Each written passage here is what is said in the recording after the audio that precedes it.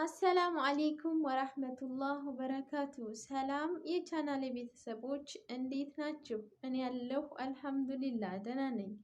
ሰላማችሁ ብዝት ይበልልኝ በያላችሁበት። እንደኔም ስደት ላይ ያላችሁ ሀገር ቤትም ያላችሁ ሰላማችሁ ብዝት ይበልልኝ እላለሁ። ዛሬ በአዲስ ቪዲዮ ተገናኝተናል።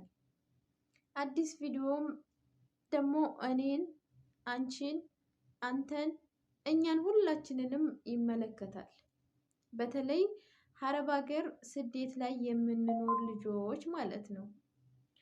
እና እኛ ስደተኞች ማንም አያስብልንም ራሳችን ካላሰብን።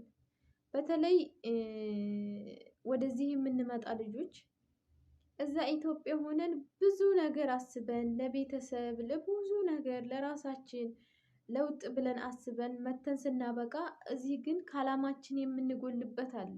ታዲያ ይሄ ምክንያቱ ምን ይመስላችኋል? የኛ ችላባይነትና የኛ እውቀት አልባ መሆን ነው። እዛ እንደምናስበው እዚህ ከመጣን በኋላ ለምን ሀሳባችን ይቀይራል? ወይስ የነሱ ቤት የነሱ ምቾት የኛ ቤት ይመስለናል? የኛ የምንኖርበት ሁሉ ነገር የተሟላ ይመስለናል? ለምን የመጣንበትን ዓላማ መርሳት የለብንም። ወንዶችን ብትሆኑ ሴቶችን ብትሆኑ ማለት ነው። ብዙዎቻችን የተሸወድንበት አንድ ነገር አለ። እሱም ደግሞ ቤተሰብ ያኖርልናል፣ ስንመጣ ቦታ እንገዛለን፣ ስንመጣ ይሄን ነገር እናደርጋለን። ብዙ ነገር አቅዴን ቤተሰብን አምነን የምናስቀምጠው ነገር አለ። ይሄ መሆን የለበትም። ገና ከኢትዮጵያ ስንነሳ የራሳችን አካውንት ከፍተን በራሳችን አካውንት ማድረግ አለብን። ብዙዎቻችን ከስረናል፣ እኔን ጨምሮ ማለት ነው። አሁን እዚህ መጥቼ ለእናንተ ትምህርት እንዲሆን እንጂ የማወራችሁ እኔ ሳልበላ ቀርቼ አይደለም። እስኪ እያንዳንዳችን እንደው ስንት ዓመታችን አሁን አረብ ሀገር በጣም 8 ዓመት 7 ዓመት 10 ዓመት ይሆናቸዋል። ነገር ግን ምንም ነገር ያልያዙ ምንም ገንዘብ የሌላቸው። ስለዚህ ቶሎ ብላችሁ መንቃት አለባችሁ። እኔ ቤተሰብ አትርዱ አይደለም፣ ቤተሰብም ልክ አለው። ሲረዳ ለቤተሰብም ሲሰጥ ልክ አለው፣ ለባልም ሲሰጥ ልክ አለው። ሲጀመር ሰርተው ይብሉ። እኛ ባንመጣ በማን ይኖራሉ? ይሄንን ማሰብ ያስፈልጋል። ምክንያቱም እኛ እዚህ ሀገር ብዙ ጫና ብዙ ችግር ችለን እንሰራለን። ይርበናል፣ ይጠማናል፣ እንቅልፍ እናጣለን፣ እንንገላታለን፣ እረፍት የለንም። ብዙ ጣጣዎች፣ እኛም ማንችለው ነገር የለም። ብዙ ነገር ችለን እየሰራን እንዴት ለራሳችን መሆን ያቅተናል? እኛ ለፍተን ለኛ ካልሆን እኛ ለፍተን ለሰው ከሆነ ከዛም ከሰው ምስጋና የለንም፣ ገንዘብም የለንም። ገንዘባችንንም አላግባብ አጠፋ ነው፣ ጉልበታችንንም አላግባብ አጠፋ ነው፣ እድሜያችንንም አላግባብ አጠፋ ነው ማለት ነው። ስለዚህ መገንዘብ የሚባል ነገር አለ። ከተገነዘብን ዓላማችንን በትክክል ከሰራንበት ማለም ብቻውን በቂ አይደለም፣ ማውራት ብቻውን በቂ አይደለም። እኔ እያወራሁ የተበላሁበት ሰዓት አለ። እያወራሁኝ ማውራት በቂ አይሆንም። ማውራት ፍሬ ሊሆን አይችልም። ማውራት ፍሬ ሊሆን የሚችለው ተግባር ላይ ስናውለው ነው። አሁን እኔ የተናገርኩትን ሰምታችሁ ተግባር ላይ ስታውሉት፣ እኔ ለእናንተ ተናግሬ እኔ ራሴ ተግባር ላይ ሳውለው ነው እንጂ ማውራቱንማ ማንም ሰው ያወራል እኮ። ነገር ግን ወሬና ተግባር የተለያየ ስለሆነ እኛ ብዙ ሰው የማያውቅልን አለ። እኛ የመዳም ቅመሞች ብዙ መከራና ስቃይ ማንም የማያሳልፈውን ማንም ችሎ የማያሳልፈውን ማንም የማይቋቋመውን ነገር ነው የምንቋቋመው። ብዙ ጫና አለብን፣ ብዙ ነገር አለብን። ያም ሁሉ ተቋቁመን ሰርተን 2 ዓመት 3 ዓመት 4 ዓመት ይቀጥላል። ይሄን ሁሉ ሰርተን እንዴት ባዶ እንቀራለን? ቤተሰብም አብልተነው እኮ ቤተሰብ አያመሰግንም። ሁላችሁም አሁን ይሄ ቪዲዮ የሚደርሳችሁ ይሄ ችግር ሊኖርባችሁ ይችላል። ቤተሰብ ላይ አስቀምጣችሁ እስኪ ሄዳችሁ የተጠቀማችሁ ከ100% 10% ቢኖር ነው። 90% በላተኛ ነው የላከብን እኛ ላይ ማለት ነው። የአረብ ሀገር ሴት ቢያማት የሚያምናት የለም። የአረብ ሀገር ሴት ብትቸገር የሚያምናት የለም። ማንም ስለሷ የሚጨነቅ የለም። ነገር ግን የሚጨነቀው አንድ ነገር አለ።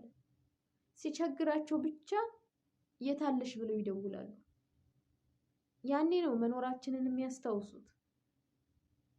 ሲጨንቃቸው ለጭንቀታቸው እንደምንደርስ ስለሚያውቁ እዚህ የሚያስነኩን ነገር አለ መሰል። እኛ ለራሱ ሞኛ ሞኝ ጅላንፎ ጅልፍፍፍ እንላለን እዚህ ከመጣን በኋላ። እዛ እኮ ኢትዮጵያ እንዳለን ብዙ ነገር አስበን ብዙ ነገር አቅደን ነው የምንመጣው። እዚህ ከመጣን በኋላ የሚቀይረን ነገር ምንድን ነው? እኔ ግራ ተጋባሁኝ፣ እኔን ጨምሮ ማለት ነው። እዚህ ከመጣን በኋላ ሀሳባችን የሚቀየረው ምንድን ነው? ሀብታም የሚያጫውተን ምንድን ነው? ድንቡሎ ሳይኖረን አንዴ ለቤተሰብ፣ አንዴ ለወንድሜ፣ አንዴ ለአጎቴ፣ አንዴ ለዛ፣ አንዴ ለዚህ እያልን ጨራርሰን ሀብታም የሚያጫውተን ነገር ግርም ይለኛል ማለት ነው። ለምን ይሄ ሆነ? አእምሯችን ልክ ነው? ግን አእምሯችን በትክክል ያስባል? ሁሌ መጠግረር፣ ሁሌ መስራት እኮ ይሰለቻል። ነገር ግን እንዳቀድናት ኢትዮጵያ ውስጥ ወደዚህ ስንመጣ እንዳቀድናት ወላሂ እመኑኝ በተግባር ከዋል ነው የ2 ዓመት ብር ለራሱ እኛን ይለውጠናል። ሀገራችን ሄደን በሰራናት በለፋናት ገንዘባችን መኖር እንችላለን፣ መለወጥ እንችላለን። አለበለዚያ ቤተሰብም ማያልፍለት፣ ባልም ማያልፍለት፣ ማንም ማያልፍለት፣ ሊያልፍላቸውም አይችልም። እኛ ላይ ነው እንጂ ችግሩ የሚያልፈው እነሱም ማያልፍላቸውም፣ ገንዘባችን አይቀመጥም። መልሰን የድሮ ህይወታችንን ነው የምንኖረው። ነገር ግን በብስለትና በብልህነት በእውቀት ቆም ብሎ በማሰብ ነገሮችን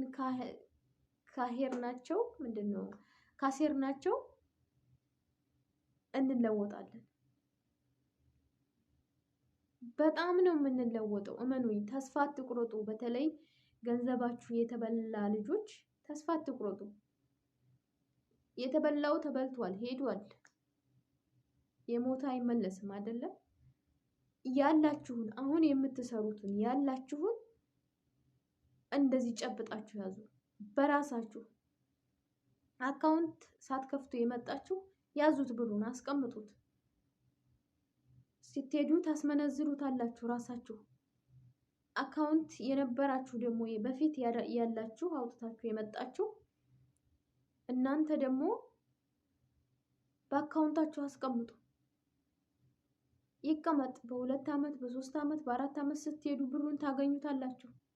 ቦታ ይገዛልኛል፣ ጥጃ ይገዛልኛል እያላችሁ የምትልኩ ልጆች ግን ወላሂ ጸጸት ብቻና ብቻ ነው የምታገኙት። ስትሄዱ ጸጸትና ጸጸት ብቻ ነው።